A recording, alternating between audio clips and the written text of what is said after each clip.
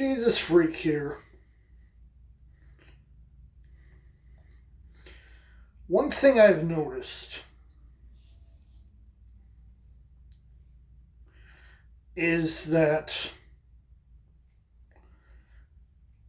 in some churches, thankfully you don't see this much in real Protestant churches,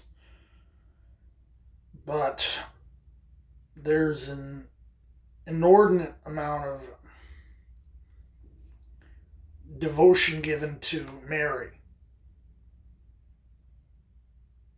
as in Jesus' mother. Now,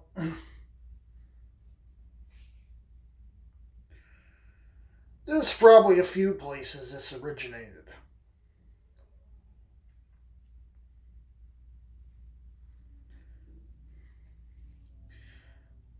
I'm sure that some sort of early feminism or concept of, wanting to have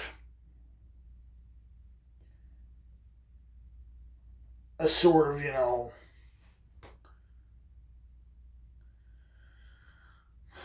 female god may have influenced it somewhat.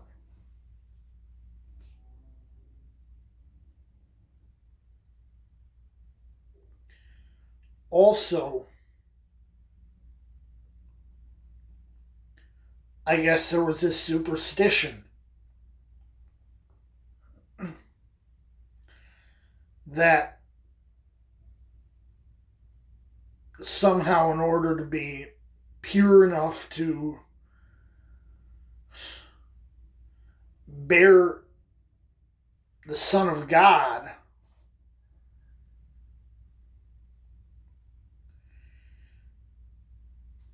she couldn't have any sin, and that included original sin, hence the idea that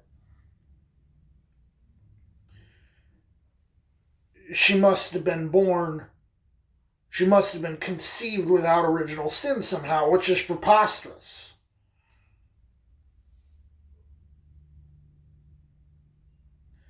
That's right. The Immaculate Conception doesn't refer to Jesus, it refers to Mary.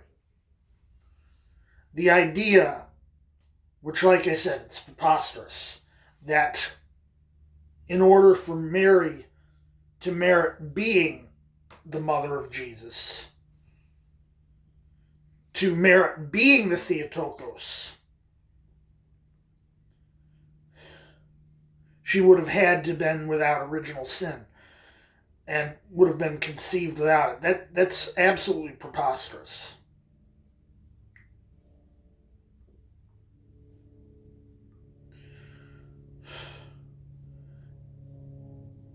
The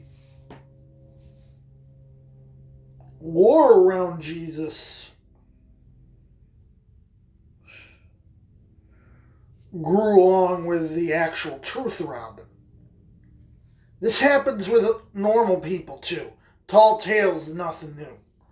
I'm sure you've heard of, what was his name? Paul Bunyan, the guy with a blue ox that challenged a steam locomotive or something. Or steam powered drill.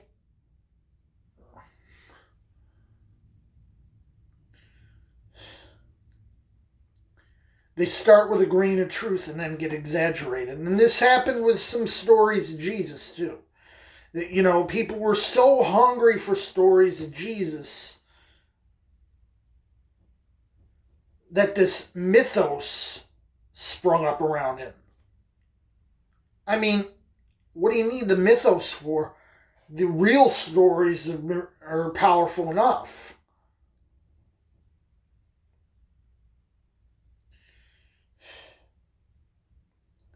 Muslims are probably familiar with most of these mythological stories too.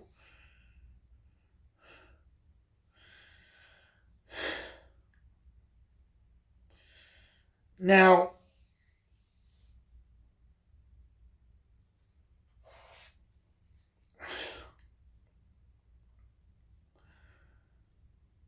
there was an idea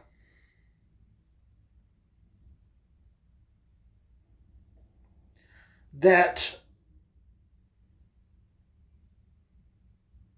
Mary didn't actually go into labor when she gave birth. You could argue, or in this idea, this concept has her not really giving birth at all.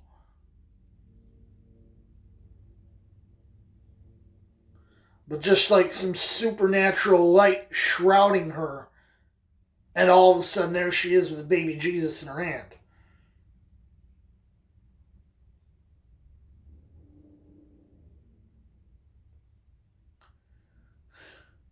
Then what was the point of her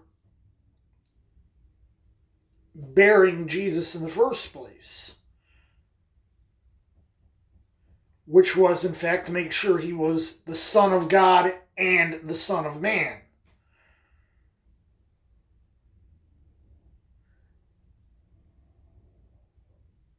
And if he just, materialized,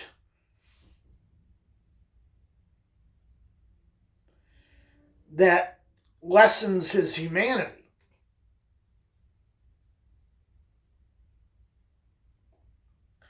And I guess this ties in with other issues like, Docetism, the idea that, Jesus wasn't really human and that he didn't really die on the cross. Which is, ruins the whole point of him even being here.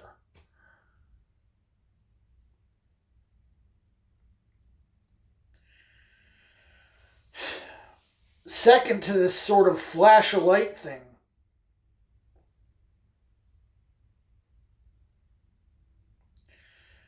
the same story, the same fable, the same myth involved the midwife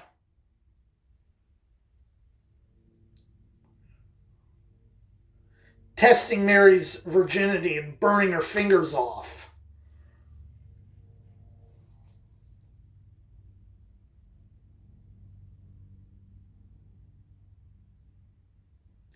They had already come up with this idea that somehow Mary had to always be a virgin. That her having conceived as a virgin wasn't good enough.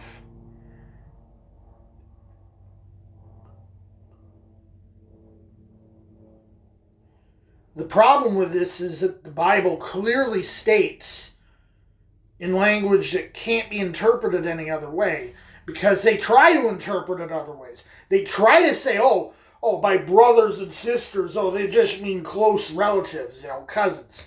But they're using language that can't mean that.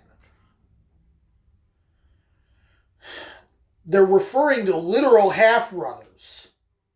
I have a half-brother. I haven't seen him in almost 30 years, but I have a half-brother.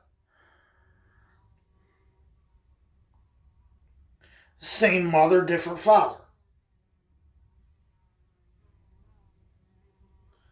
And that's the same situation here.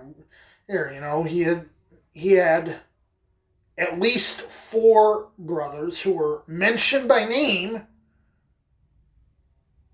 and at least 2 sisters, because the Bible describes sisters in the plural. So he had at least 6 siblings.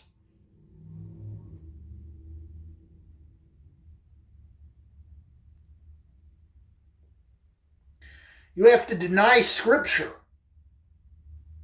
to think that's not true.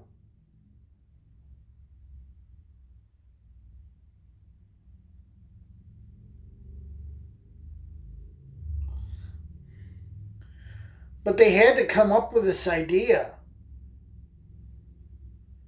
to preserve this preconceived notion of Marian purity, which is nowhere held in Scripture.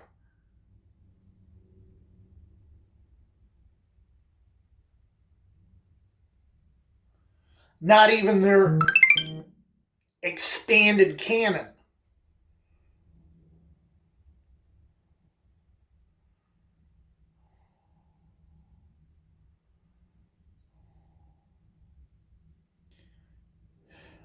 I know what that text was. It's nothing important. Anyway,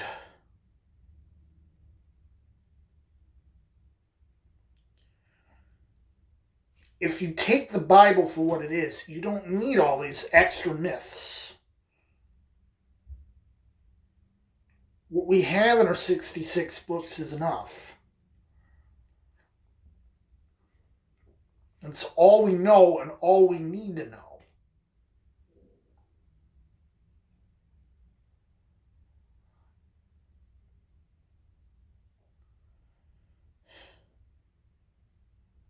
Jesus freak out.